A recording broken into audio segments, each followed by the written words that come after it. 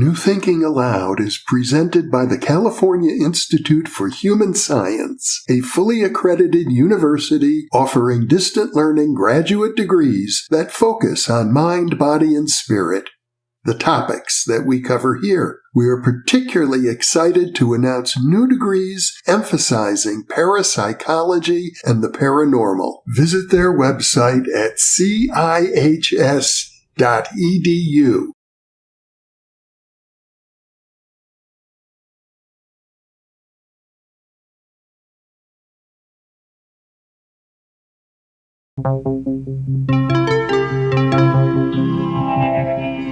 Thinking Aloud.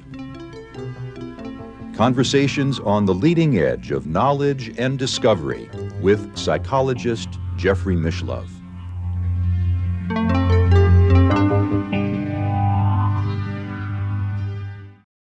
Hello and welcome. I'm Jeffrey Mishlove. Today, we'll be exploring technology and human potential. With me is Nichol Bradford, who is the CEO and founder of the Willow Group and the executive director and co-founder of the Transformative Technology Lab at Sophia University in Palo Alto, California. Prior to becoming a leader in transformative technology, Bradford was a senior executive in video games with responsibility for strategy, operations, and marketing for major brands that included Activision, Blizzard, Disney, and Vivendi games, including operating World of Warcraft in China. Nichol is a graduate of Singularity University and has an MBA from the Wharton School of Business. She is also the author of a novel called The Sisterhood, which is, in effect, also a teaching narrative. Once again, this interview is being conducted via the internet, so now I'll switch over to that video. Welcome, Nichol. It's a pleasure to be with you. I've heard about your work for some years now and have had a chance to interview your partner, Jeffrey Martin, a few times, so I'm delighted to be with you. Thank you so much for having me. I'm really excited to sit down and talk with you. I've also heard really great things about you and also, everything that you've done in the past with PBS and then the show now, and I'm just delighted. Can't wait to see what we cover.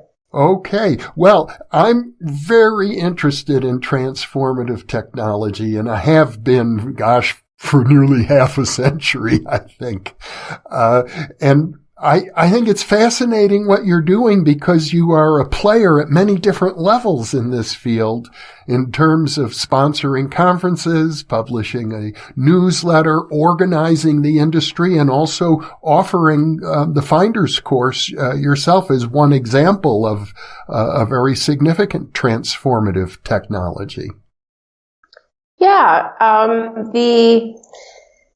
It's been fun. I mean, I've been working very diligently to build an ecosystem around transformative tech with the purpose and the intent of accelerating the development of these types of technologies. Would it be helpful if I sort of gave a definition of what I think transformative tech is? Yeah. Okay, cool. So writ very large, transformative tech is technology to support the human mind.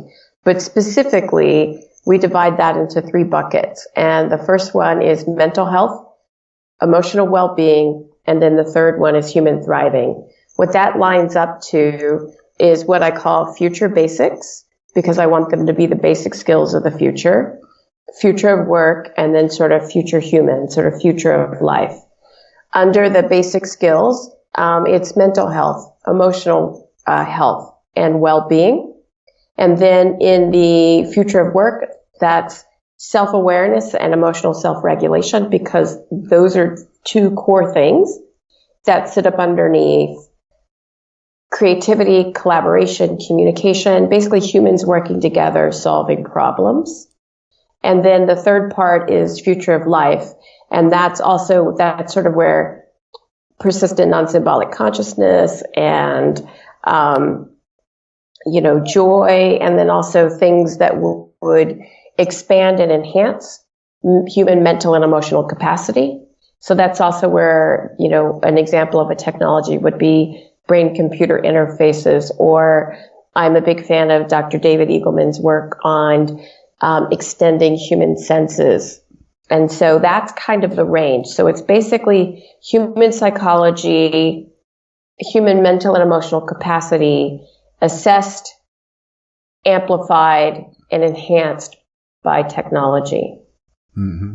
And I gather that there are hundreds of companies now working and developing a wide variety of technologies, and that each of these companies is evolving rapidly and interacting with other companies. So this is a very fast-moving industry, although I suppose many people haven't heard of it at all yet. You're right. Many people haven't heard of it, and it is a very fast-moving industry, and it's going to be one of the most influential industries. Have you read any of Yuval Harari's work? No, Homo Deus and Sapiens, and sure, of course, yes, yeah, Homo Deus, Homo Sapiens, of course I have, yes. Absolutely, and so one of the things that he talks about in that book is how the next human agenda is going to be happiness, augmentation, and longevity. And so, if you were to assign names to those as industries, those industries would be the longevity industry, which is going to be a really big one, because most people actually don't want to be sick and they don't want to die. The augmentation, which is going to start off with bioengineering. So that's sort of like the bioengineering industry. And you see early things on that with food and fabrications and a lot of things where they're sort of being bioengineered. And then the last part is what he calls happiness, which is really human psychology and how we think and feel. And so that's the third industry, which is transformative technology. And they all, they're very different, but they all are being driven by the exponential. So, or are made possible by the exponential. So artificial intelligence and, machine learning, haptic sensors, computers, networking, robotics. Many of those are making these things possible. And so they are different, but they will interrelate. So for example, there's no point in living forever if you're miserable the whole time. At a certain point, you won't want to do that anymore. Now, you used a term I'm unfamiliar with, haptic sensors. Could you define that? Okay, yeah. So, let me tell you about some of the things that I'm the most interested in. Okay. That I just think are really cool. And haptics is one. And so what a haptic is a haptic is a sensor or a intervention that allows you to feel something. Mm-hmm. So, and it's really powerful, and you feel it on your skin. Mm-hmm. So David Eagleman's work, for example, is about, he gave a really big TED talk. And one of the things that they're able to do is by taking the feedback from a camera, and tapping the image that the camera sees onto the skin, it takes about 8 to 9 weeks for a blind person to see. A person who cannot see through their eyes can see through their skin because the brain takes the data and turns it into something else. Mm. Turns it into something understandable. So they're not seeing the way you and I can, but they can navigate a room. The same thing for, people who are deaf. I'm really interested in how haptic capturing of our biosignals and our psychological state on the skin, either our own to, give greater levels of self-awareness, or to others. Like, I'm very interested in the future of work. And so I'm wondering what would happen if you had a small team that had to come together very quickly. If they spent the first 24 hours with vest on that piped their heart rate variability and they're, these various biosignals to a pattern to one another. So they became that, sensitive with, that level of clarity about what, other people on the team are feeling. Now, I know, for example, there are studies of people in a religious service where their brainwaves start in training with each other and other physiological measurements and train. But now that people are working on the internet, as you and I are right at this very moment, it might be possible to create a similar kind of entrainment using this technology. That seems to be what you're suggesting. Well, it's also, we're going to, with VR and AR, like one of the things that I believe that's a little, you might not have heard it very often yet, but I think that the barrier between digital and physical is artificial. I think it's actually already gone, but we don't really see it that way yet. And I think that the insistence that there's a physical world and there's a digital world is forcing us to design things in a way that allow the digital world to dominate, as opposed to, designers insisting that the physical world remain, an essential part of design of anything. We're humans. We are designing and building these things, and we can design, if we're thoughtful, we can design and build them to suit our purposes. And that purpose could include, a design sensibility could include, humans are always brought back together face to face. Like that can be a design principle for a tech product. Mm-hmm.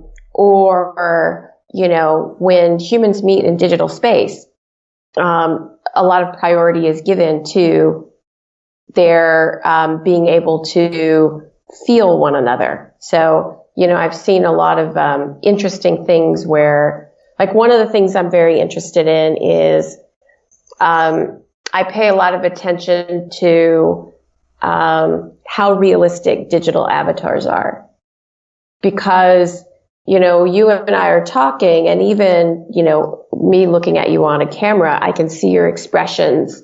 So I can get that feedback loop that was developed on the Serengeti for me to understand how aligned are we? How connected are we? And so the problem with most social and the internet right now is that it's flat, and so Facebook is a very flat thing and Twitter is a very flat thing. So when people are having these flame wars, they're not getting the feedback loop that, would make them go, oh, wow, that actually hurt you. I didn't mean to do that. I just thought I was being clever. And so I think when we get to VR space and we get to hyper realistic avatars, where when you smile, when your avatar smiles, or when your avatar has we have 122 facial expressions and we only control 9. At some point, your digital avatar will have the facial expressions that you do. And, that's not a replacement for in person. But, right now you and I are in different places. And so sometimes that's the reality of modern life. And in those interactions, if I can feel you and see you the same as in the real world, I think we'll see a lot of the digital, aggression, trolling, flaming is going to go down, because there's basically too much biology behind us, for people to in person do that the way that they do it now. Mm-hmm. Now, I was on your website and watching the videos that you have of the various products that are coming out, and I saw one company has designed a glove for VR, virtual reality. Person put on the glove and they said they were able to pick up a butterfly in virtual reality and then feel the butterfly fluttering in their hand because of this glove. So I suppose if we each had gloves like that, even though we're thousands of miles apart, well, over 1,000 miles, we could be shaking hands. Yeah, that's what the haptics will do. Mm-hmm. And so that's a haptic glove. Yeah, how interesting. Well, you mentioned Yuval Harari earlier, and his book Homo Deus suggests, I think the whole point of it is that humans are aspiring to have godlike powers. And as a parapsychologist myself, in fact, I'm very interested in that notion. I know some of the technology featured on your website is of a parapsychological nature, involving random event generators that have been used, for example, in the Global Consciousness Project.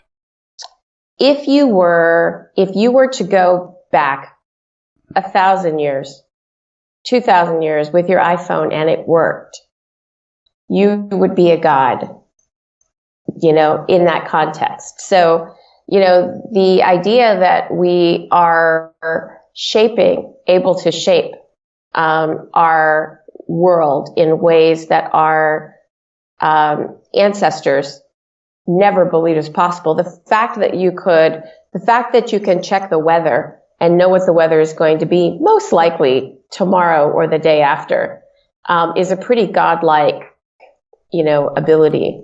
So, I think, more so, it's really that we're very curious. And, we kind of already we already are what our ancestors would consider, to be gods. But I think really what's driving it is that humans are insatiably curious.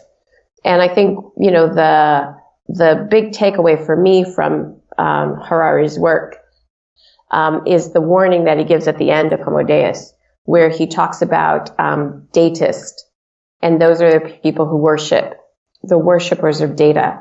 And these are the people that forget that even though human beings trail a tremendous amount of data, there is something more to us. And so his big, warning that just really struck me and is one of the things that got me back to talking about PNSE, because that was mostly like Jeffrey talks about that stuff. And I'm deep tech, evidence-based, medical technology, was Harari's book, because he says at the end, he says that if human beings are reduced to data, then that is actually the greatest threat against humanism. And I love humanism. I believe, this idea that every human is of importance and is of value. And that's actually one of the reasons why I got into this space in the first place, is a profound belief in that. And so to me, when I look at it, it's like, if we don't have a worldwide awakening, if we don't, push through for the end of suffering, to use the old language, then we do risk, becoming a world where, humans are only accumulation of data, as opposed to, human beings always being something more, and just, producing data, but we are not a product of our data. Mm-hmm. So it's a very, it's a very nuanced difference, but it's one that either leads to freedom, for all of mankind, or potentially servitude. Mm-hmm. Well, we're in a very interesting environment. The global culture seems to be going through a lot of rapid changes as well. One of the things that struck me when I began reviewing the various companies involved in this industry is there seems to be a big interest in using technology to simulate the sort of things that parapsychologists have been looking at for a long time, mind reading, for example, telepathy, or the ability, we call it psychokinesis, but a simulation would be using signals from the brain to control artificial limbs or other other forms of technology. But the irony is, I think this technology is wonderful, but to me, the irony is that in our age, we seem to have the masses of people, especially the intelligentsia, the academics, the scientists seem to reject the idea of real telepathy, whereas the ancient people whom you were referring to, seems to me may well have had a better understanding of those things than we moderns do. Yeah, I hear what you're saying, and that's that's actually something I've thought about it in a slightly different way, but I love the way that you kind of put it about how, whether it's brain-computer interface to control lost limbs or new limbs, or whether it's brain-computer interfaces to facilitate brain-to-brain communication.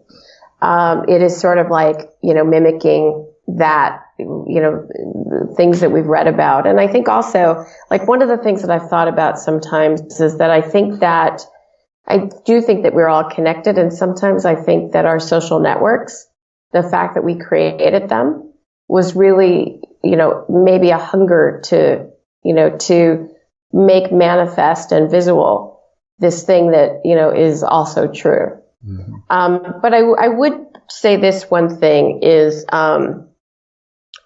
perhaps in the ancient past, these things were common.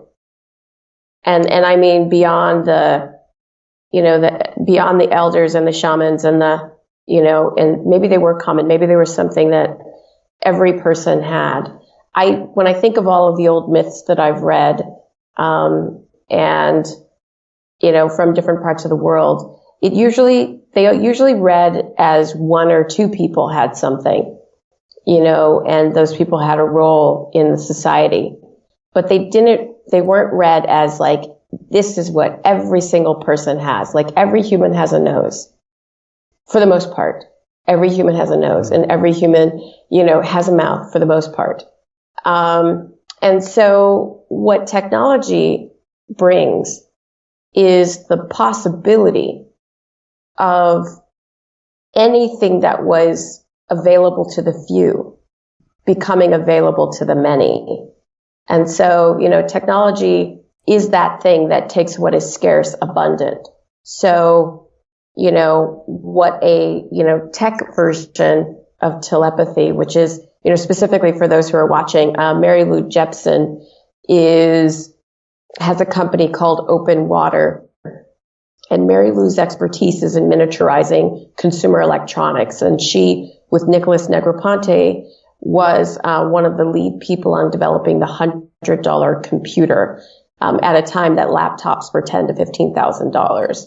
So basically taking the cost structure out of things and using the manufacturing capacity of consumer electronics to do so. She also has, I think one of her degrees is in holography. So the use of light. And so she's, what she's working on right now is miniaturizing MRI machines, so that you could actually have an MRI that's about that big, that could be folded onto the skin like this. And so it's not the same as putting someone in a tube, but because it's slower. But you could actually do a full body like that, just in tinier parts. Why hasn't anyone done that yet? So that's what she's working on. She's doing it to revolutionize healthcare, to get, for example, cancer diagnoses very quickly, because you could just be scanned easily. But the second part of it is that, people who are in MRIs, when they watch a movie or watch a visual, the data off the brain can be reconstructed into the visual. And so with something like that, if, both you and I had that device in a little hat, we could potentially just send brain images directly to one another. And so, I think I agree with your point about we're just trying to do these things that, perhaps we could do before. But I think what is slightly different would be that it would become something that every single human being could do. Mm-hmm. That there would be no elite abilities for some of these things. Now, what happens is that the whole curve will move. Mm-hmm. So when we can all do that, then we're going to see what the supers can do. Sure. And people with more money will have more expensive gadgets. Or more, to give you a different example, one of my goals is, I think that, one of the problems in our society is that here's the biggest problem, is that people don't know how to be, they don't know how to become, and they don't know how to feel. And that causes most of the misbehaving. Like, most of the misbehaving comes back to these three things. And a big part of that is social emotional ability, which we don't teach in our society anywhere. You are expected to pick it up from luck. And the religions used to teach it a little bit, but they also had other goals like recruitment and, like they have some other institutional goals other than just, your, social emotional maturity. Mm-hmm. And so, with that, if we're able to use technology to fix the resource problem around being able to, make that kind of learning more accessible to more people, then if we all have those skill sets, then you are going to see probably super empaths, because someone's going to be super, super great at it. And so I think there's a whole set of abilities human abilities, mm-hmm. that we're going to see, that are even going to probably surpass the old stories about what humans can do and be. I kind of view all of this technology as if we are creating an extension of our own nervous system. That mm-hmm. The internet, for example, is sort of a physical manifestation of what the theologian Teilhard de Chardin 50, 60 years ago called the noosphere, the mental, what would you call it? The mental cloud over the planet. But it makes me wonder if, you're a meditator, I understand. And, meditation is about getting in touch, with some deep parts of yourself. And I guess one of my concerns is that the very idea that one can achieve greater capacities or higher states of consciousness, even through technology, may cause people to rely on the technology and forget about their own inner life. Mm-hmm. Yeah, I think that's valid. I would say two things, and I know I've been running on, so I'll be brief. One is that, all the time you like. Oh, so what is that? I don't know about you, but when I first learned how to ride a bike, my parents got me a banana bike, with a banana seat and two training wheels. And so, there never was any belief that those training wheels would stay on. They came off once I could ride my bike.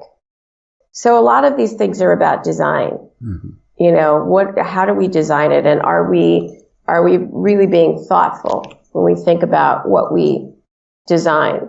And then there's ladders too, like you go from the first grade to the second grade and the second grade to the third grade. So, there's probably a combination of design, mastery paths. And then a lot of it is like, what are the cultural norms around it? It took 40 years to get people who smoke outside. But now there's very different cultural norms about smoking. It took 20 years to get people off the road driving and drinking. People are starting to sort of like change how they think about cell phones. And so, on the other side, besides for design, there's what are the cultural norms that we establish around what do we value, and what do we sort of aspire to. And so it's also possible to sort of like get cultural norms in place where, people consider that they use these things just as bridges. And then and then it's like the really awesome people, work on being naturals. Well, another issue that various researchers with whom I'm acquainted are looking at is, are certain personality types better fits for different kinds of modalities? Well, for example, different styles of meditation or yoga or psychotherapy. Are they appropriate for some personality types and not others? Are you finding anything like that in the technology field? Yeah, and I want to just add one more thing to the other question. Okay. And, because I share your concern about, people overusing and losing touch with, what they can do naturally. The thing that really mitigates all of that for me is we don't actually have much time. Like as a species, we don't actually have much time, in the sense that when this automation line rises and the jobs fundamentally change. So, depending on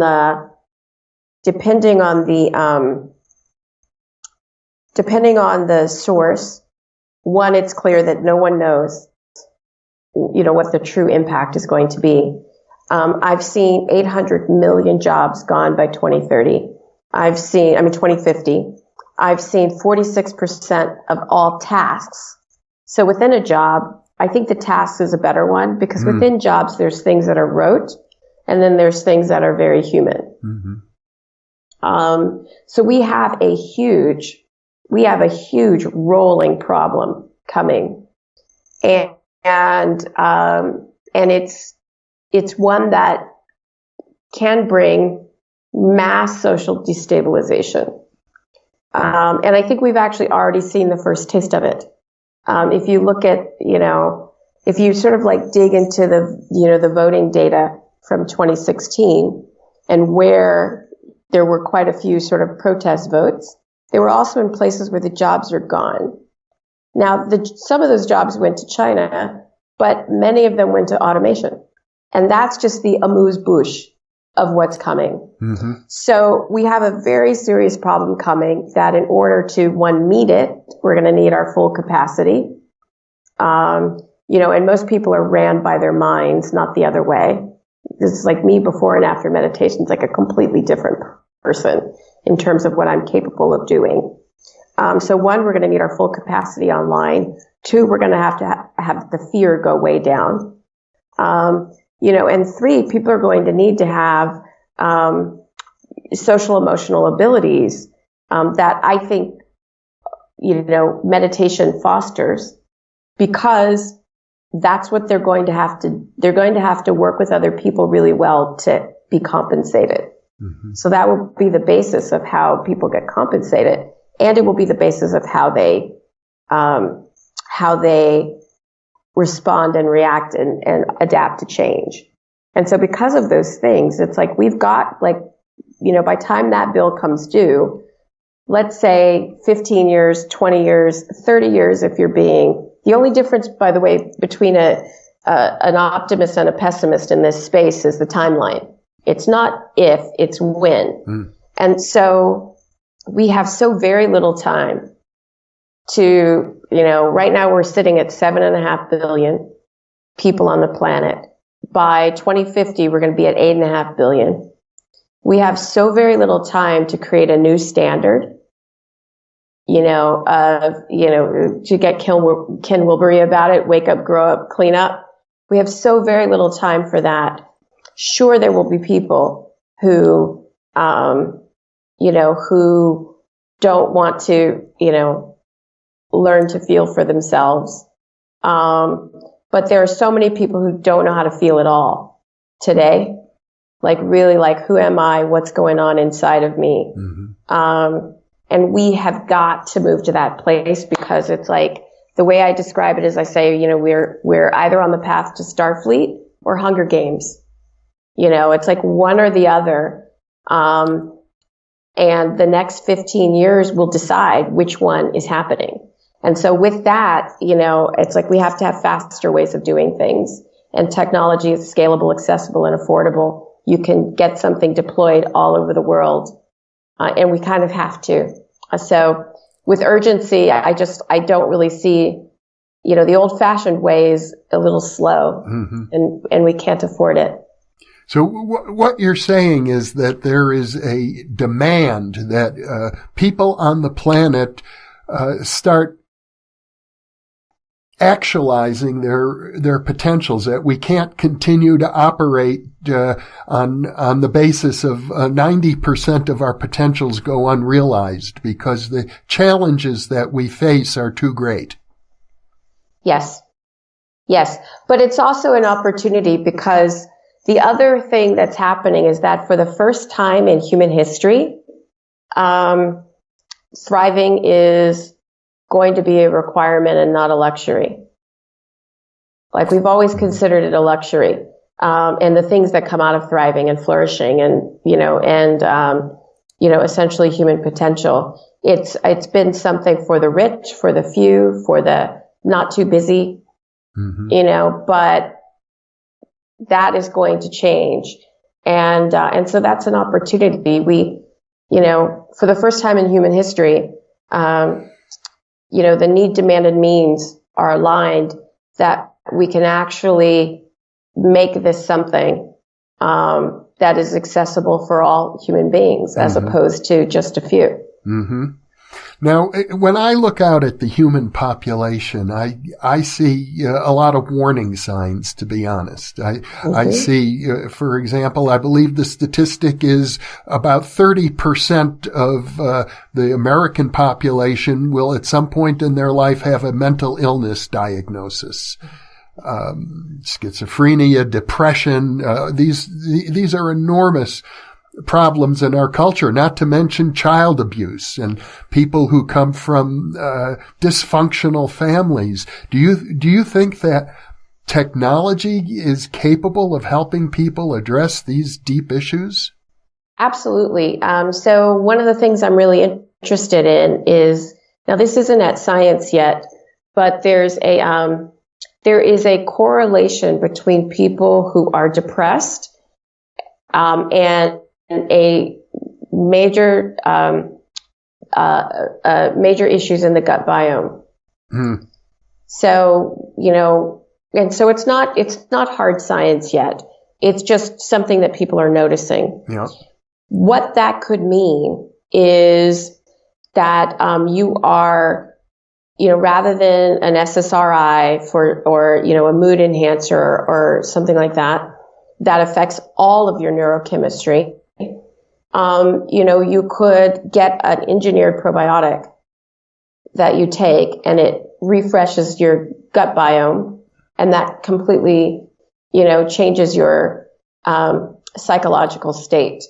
That's like, that is a real sort of possibility.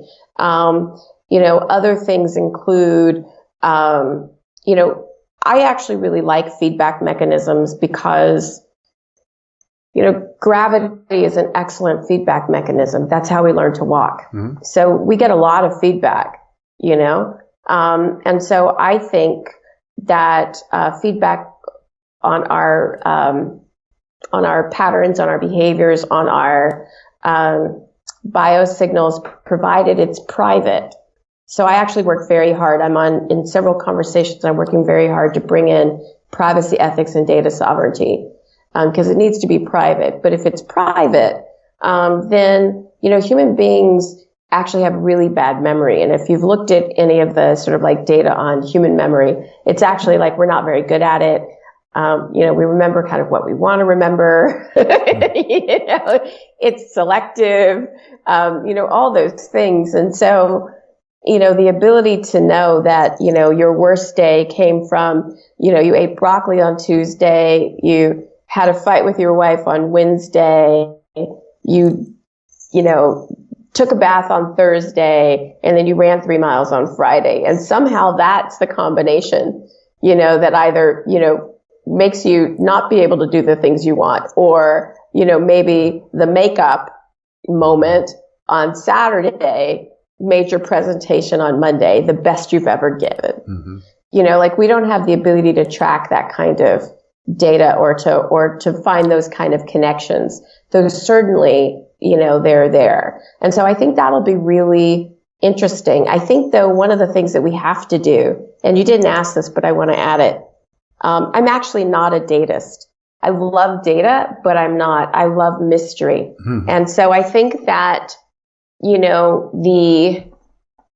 I think that one of the things that's going to be important with this is,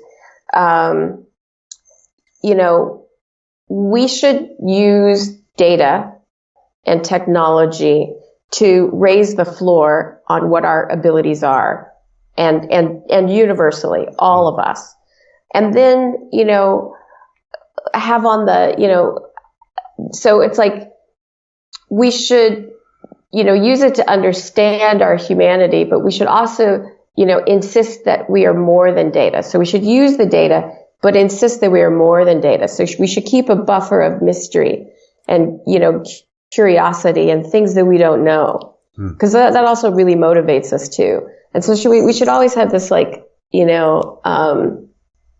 this sort of leading edge of mystery, that we are exploring and, and asking questions about.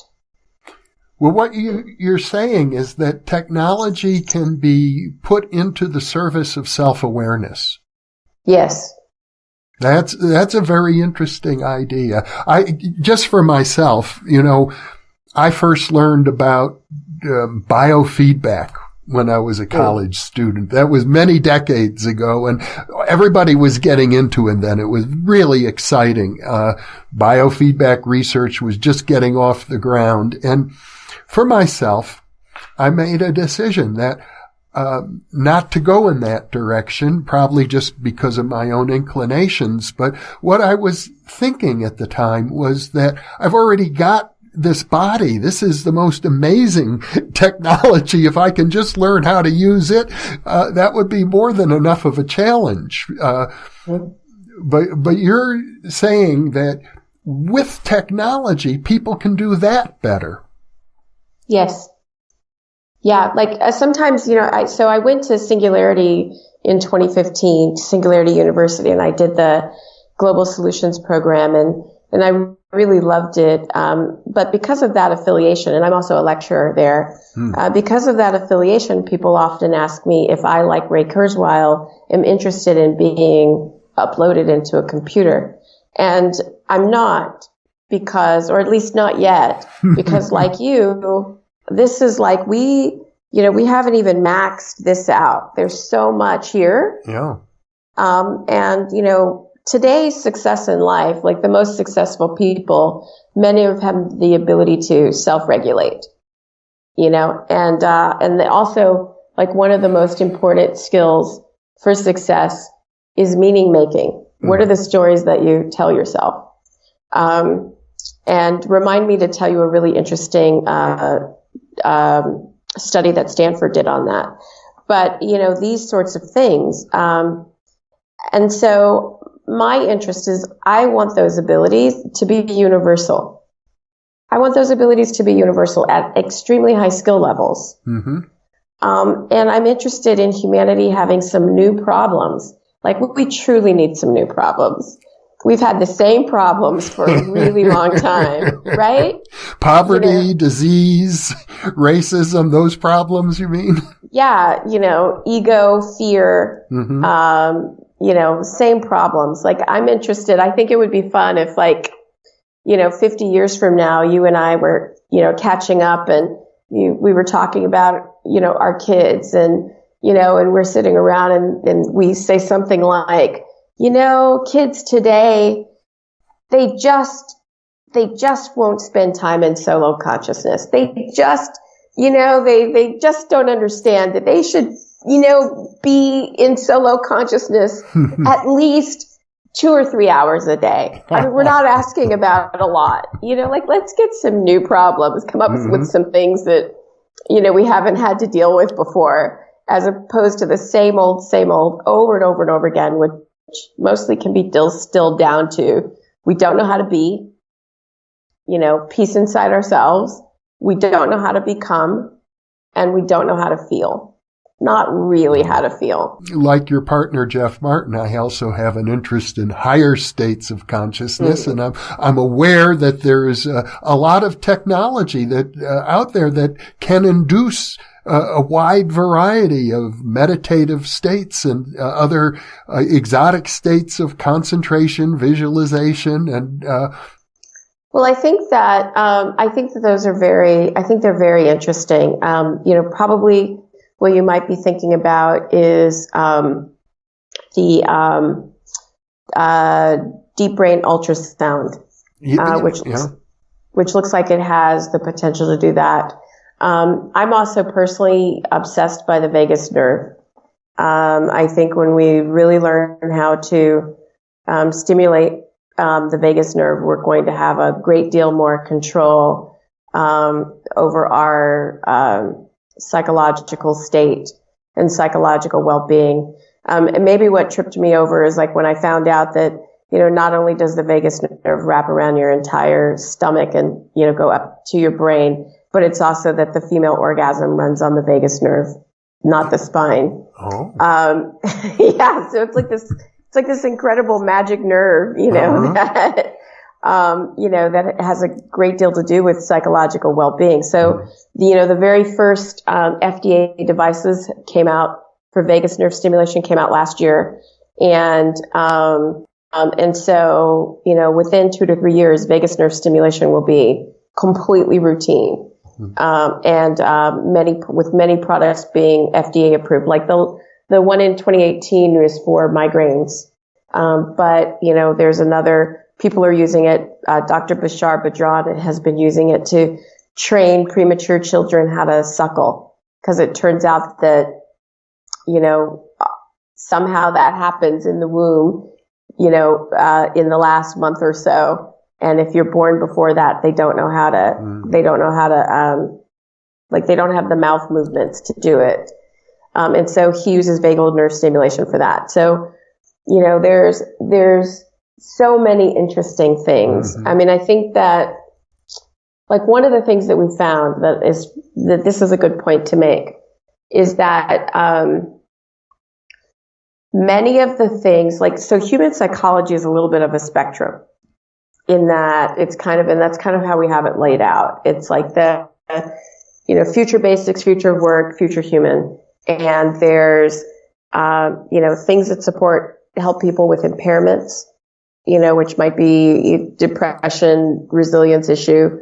And then there's things that, are the doorways to, more unique states of consciousness. But the hardware and software, often the same. And that's actually really exciting. Oh, because I imagine if I'm an investor, I want to invest where I think I'll get the biggest bang for my buck, and that's probably going to be helping people with their various handicaps and disabilities.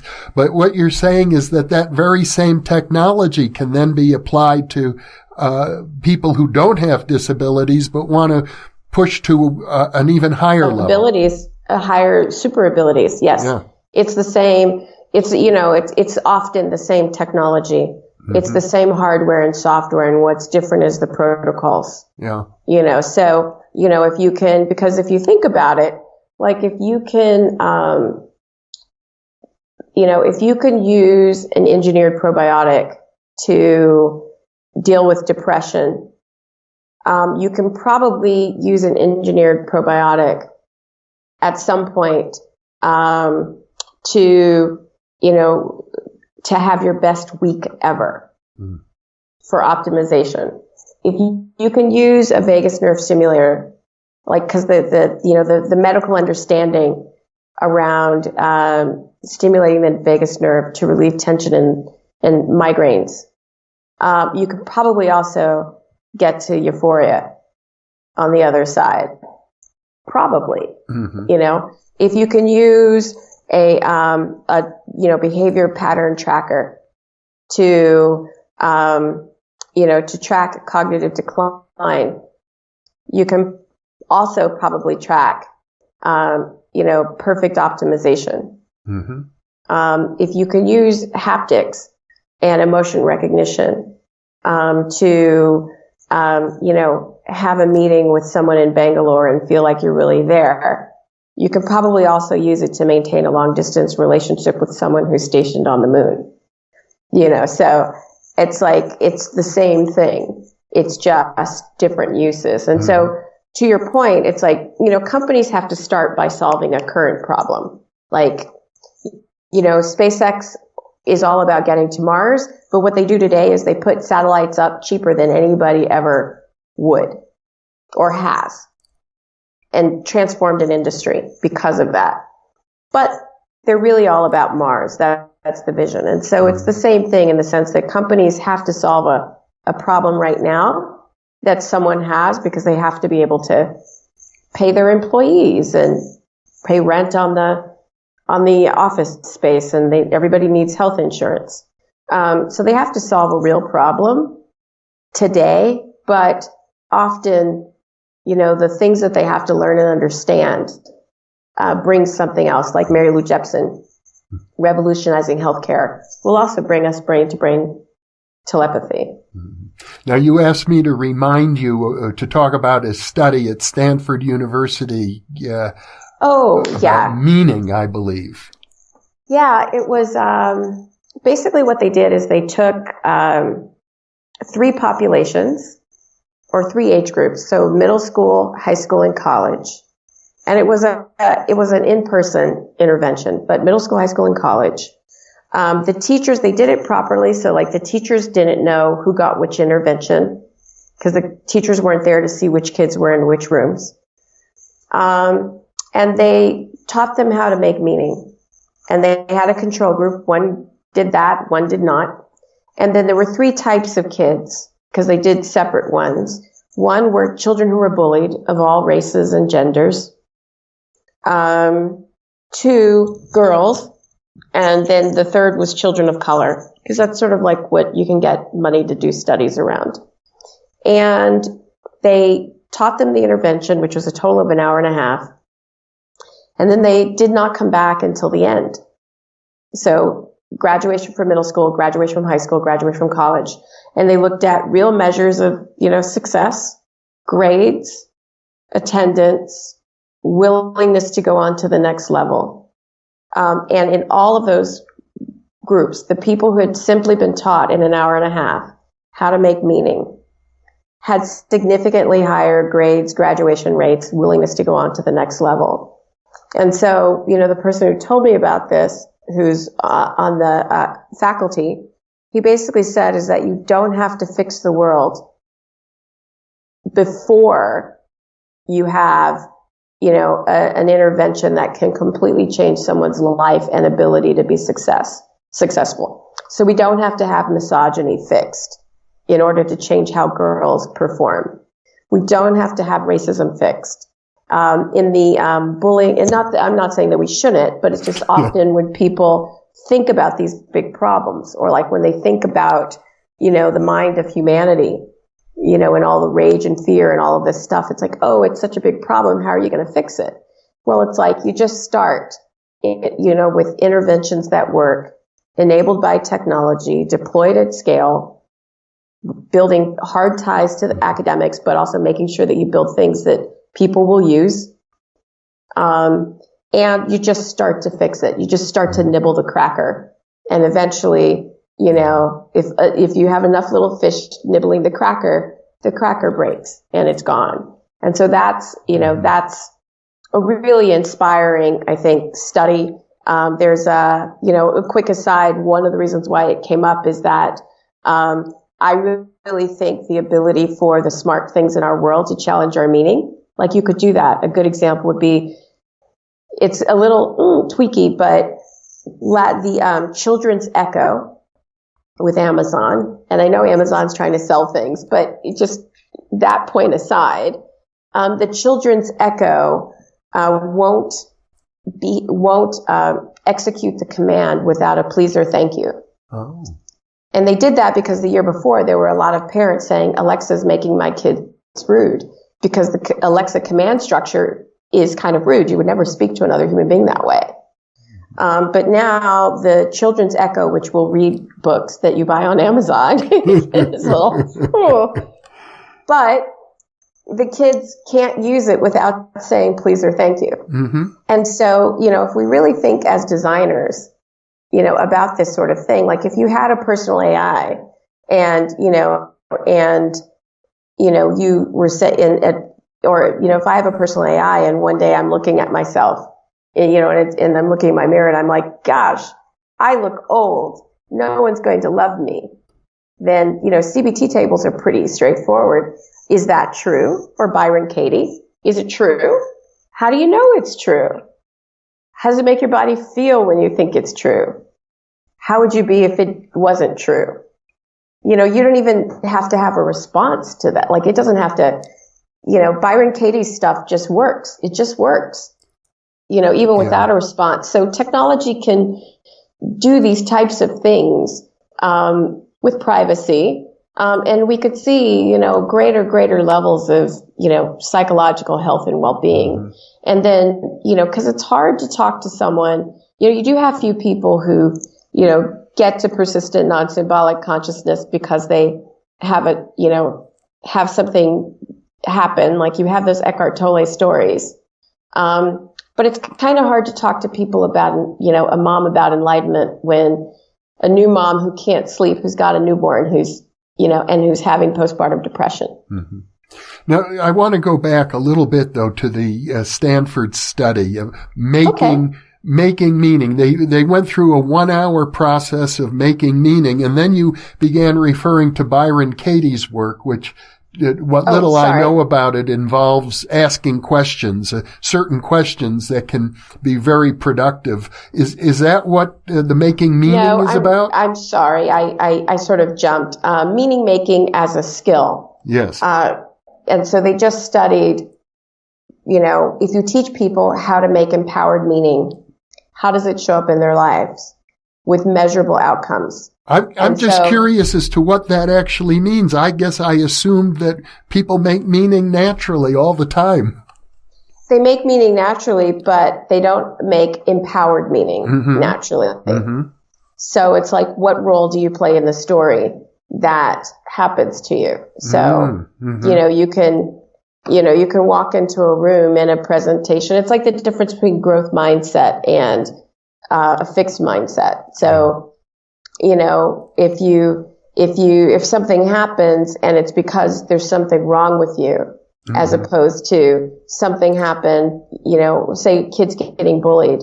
If you're getting bullied because there's something wrong with you, or if you're getting bullied because there's something awesome about you, you're going to respond in two completely different ways to that. Mm-hmm. It's going to affect, other things about your life. And so that's how it works. So that was separate from, the Byron Katie part. That was sort of like, here's this analog, fleshy intervention, delivered analog, human to human. So simple they could do it. It was an hour and a half. Mm-hmm. So simple they could do it in an hour and a half. And it has measurable changes in performance of young people at, in measures that matter to society. An hour and a half. If you took that and you were able to deliver it in a very private, constant, personal way via technology, then that is a skill that you could have, that everyone could have. You could put it on an app. You could put it in the walls of your house. You could put it in your car. You could put it in your mirror. You could put it in your Alexa. It could your be clothing, I suppose. It could be in your clothing. It could be in a variety of places. Mm-hmm. And so the whole Byron Katie Alexa kind of riff. And I'm sorry. I see. I get it. I see where you're going with this. Yeah. That just was like, hey, here's something really simple that technology could do today. You could do that today. Mm-hmm. Command structures would be a little, like you'd have to work that out, but that's deployable today because the Byron Katie questions don't require someone, like it's not like replicating an actual therapist is really hard because you need to have another human being, like what a really talented therapist does. But CBT tables cognitive behavioral tables that question how you make meaning, or even the Byron Katie examples, which people who watch your show might have heard about. Byron Katie's not sitting there listening to your answers, but purely the asking of the questions. Mm-hmm. Well, there was a computer program called ELIZA back in the 1960s that emulated Carl Rogers' client-centered therapy. And my understanding is it passed the Turing test. There were people who didn't realize they were interacting with a computer. They thought it was a therapist. What's making a lot of this possible is what's called exponential curves. Mm-hmm. And so, it's, just what happens, how fast exponential technology moves. Mm-hmm. And so, what's different now than 20 years ago or 30 years ago, in the old ELIZA is, now, with deep learning and neural nets and a bunch of other stuff, this stuff gets exponentially better every single year. Yeah. Well, my intuition is that the human species as a whole is beginning to take control of our own biological evolution. And it seems to me that it's leading us towards becoming sort of an entirely new kind of species. You could say cyborgs, sort of half biological and half digital. I think we're moving in that direction, and all the skin piercing that people are doing almost strikes me as a preparation for that. I would say that we're already there. Like, I can't get any place without my phone. Direction-wise, I probably could, but, how would I call an Uber? It's just so I would say we're already there. Yeah. We just haven't taken it down to the cellular level. That's very interesting. I sometimes feel if I go out of the house without my phone that I've left part of myself back. Yeah. I mean, right now, some of the big things that need to happen is that, screens are horrible. This thing, the form factor on this is terrible. Oh. And so this will go away. Mm-hmm. We're not going to have these for too much longer. They're going to go into the background. Mm-hmm. And all of it will be connected. But this is a lot of people, so this is an interesting point. A lot of people, when you see a lot of the art about screens, it looks like there's usually zombies holding phones and everyone's sort of, really having a lot of concern about this form factor. Mm-hmm. But basically it's getting, basing one's entire strategy off of this or a reaction to this. That's like getting bent out of shape over a stone wheel. Mm. Like this is a stone wheel. Okay. What's coming is so much different. And if it's well designed, it'll be very integrated. Mm-hmm. Well, I'm aware of the Google glasses, but they didn't seem to go anywhere. Well, there's a thing to launching stuff before it's time. Mm-hmm. And so they did a public launch when really the application is enterprise. So Google Glasses are doing fantastic in enterprise. Oh. So doctors, surgeons, people who have jobs where they need their hands. So, electricians, warehouse, lots of jobs where people use their hands, are having smart goggles added to it. So if you work for the electrical company you need to see where the lines are in a house so you don't cut something, to have them have the floor plans on your, in front of you at the same time that you're using your hands. Oh, yeah. Mm-hmm. Yeah. So I thought it was a fantastic idea when I first saw the publicity for it. But in fact, I was imagining I would get one, but they've never really been available as far as I know. Yeah.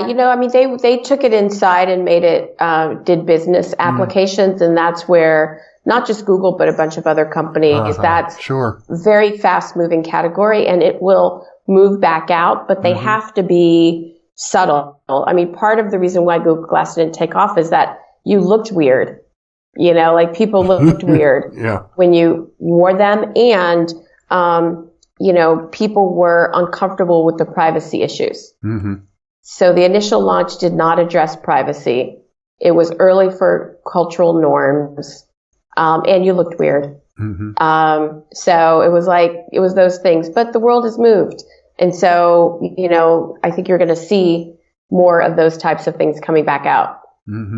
Well, Nichol, I know we could talk for a long time about this. We haven't even begun to address the ethical issues involved. But I can say this, I think you're doing incredibly interesting work, and it's been a very enlightening conversation. Well, I want to say two things then, because I have 10 minutes. Okay.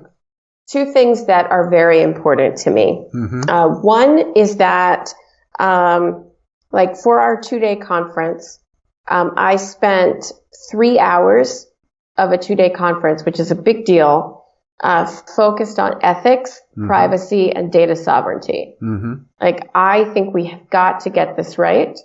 And I'm not, you know, I'm not one of those people who is so in love with technology that, you know, I think it's just going to work out itself. You know, like, we have got to get ethics, privacy, and data sovereignty. People must choose. They must give consent. They must know what's going to happen with their data. They must have the ability to edit their data. They must have the ability to control their data. And so that is a big part of my platform, pushing for that. And then the second thing, we spent 5 hours, I dedicated 5 hours of a 2-day conference to founder development. And this is really about, you know, mental, emotional, and spiritual maturity. It's like the meditation stuff, all the stuff that you and I are into. Because if you don't, these technologies are so powerful, and they can be so invasive, because we are revealed. You know, your level of stress shows up in the exhale of the CO2 combination in the exhale. So, like, you know, your entire state is knowable. And so those are very powerful technologies, but we need them. We need them for the reasons why I've described to you. And we need them urgently. But, you know, one of the things that you see in the rest of tech is that a lot of people, as they're starting to realize the implications of AI, genetic engineering, you know, a bunch of other those things, there is one response, which is to stop. But the problem for us is that we can't, mankind, we can't stop. But the challenge with innovation is that it's very hard for me to sit here in this moment and tell you everything that can go wrong. You know, like, I can't think of all the things, and what will go wrong will be things that we never imagined. And so what's really important is to have, you know, founders and investors who are awake, who are mentally and emotionally mature, so that as the unintended consequences start to stack up, you know, like, I don't think, you know, Mark Zuckerberg in Harvard was like, I want to destabilize and shred the social fabric of the United States. You know, he didn't say that when he was in college. But when it became clear about 4 years ago that that's what was happening, they denied it. You know, they did a whole bunch of other stuff before they finally, like, took accountability for it.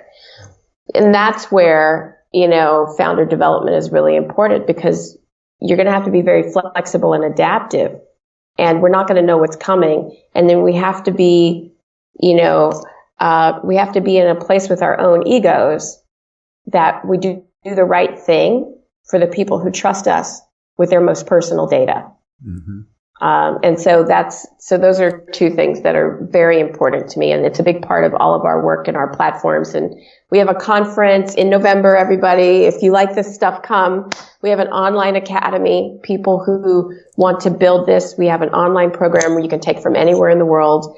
And it's in September, October. And we help you think through your businesses, and think about, the company that you want to build. And if you have a company, we'll get you mentors. And then we also have city chapters. We have chapters in 15 cities now around the world, and growing. We're in 69 countries and 450 cities of entrepreneurs and innovators who want to build transformative technology for the benefit of all mankind. And we will include a link to your websites in the description attached to this video so people can click directly. Okay, cool. Yeah. Awesome. Yeah. Well, thank you so much. It's been a pleasure, Nichol. I'm really glad to have had this time with you, and I'm looking forward to seeing how your industry evolves and how your laboratory evolves. Thank you. Thank you very much. I look forward to having you back again sometime in the future, and we can reflect together on the enormous changes that will undoubtedly have occurred. Cool, cool.